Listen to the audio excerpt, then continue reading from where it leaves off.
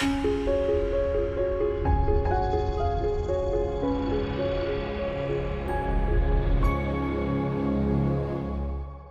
Amy at Fusion Pilates in beautiful downtown Asheville. We're going to talk about wrist and hand and lower arm stuff today.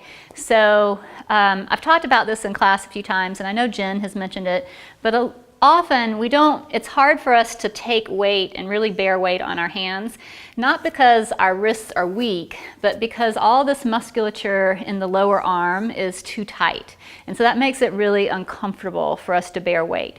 And because most of us don't bear weight a whole lot when we're not in the studio, we come in and then we put weight on our hands and it's like, oh, that doesn't feel very good. So these are a few tips and tricks that you can use at home to kind of build up the strength and the stretch really in your hands and wrists. So I start out with kind of creating this claw hand of sorts with my fingers, and it's like I'm bringing the tips of my fingers into the mat and reaching my weight onto my hands here.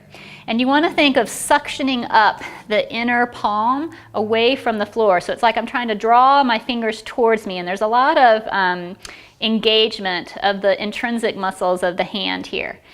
And you just do that a few times, and you can play with how much weight you can bear on your hands. And after you've done that, then you want to start to do what I call the happy hand dance. And so it starts with the palms down, and I'm trying to reach the heel of my hand and splay my fingers. And once I anchor my hand, you're going to try to move the bones of the lower and upper arm. So we're trying to bring more mobility into these bones of the arm and again, open up this musculature here. And so you do that a few times. This is palms down, fingers forward. Then I'm going to have palms down, fingers to either side. And I'm just going to kind of rock side to side and notice how that feels. And so that changes the stretch a little bit.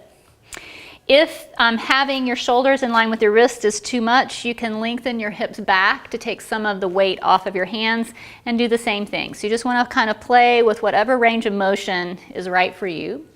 And then I'm going to have palms down, fingers facing to the back. And so I've been working on this a while, and I've been able to get my fingers perpendicular back behind me, but maybe your hands will be here to start and you eventually work them back. And then it's just that same thing of kind of rocking the heels of the hands off and on. Maybe the heels of your hands don't touch the floor, and that's okay. You're not trying to force anything. You're just trying to work in whatever range of motion you currently have and then increase it. And then wherever your palms land, you want to try to move those arm bones again. And as you can see on me, it's much less in this relationship than it was in the others. And so you've done palms down, and then you can also play with palms up. So it's the same idea of reaching through the fingers and seeing if you can mobilize. And this is much harder for me to mobilize the bones, but I can feel a stretch on the top side of my palm. And then palms up, fingers look in. You can do that little rocking motion side to side.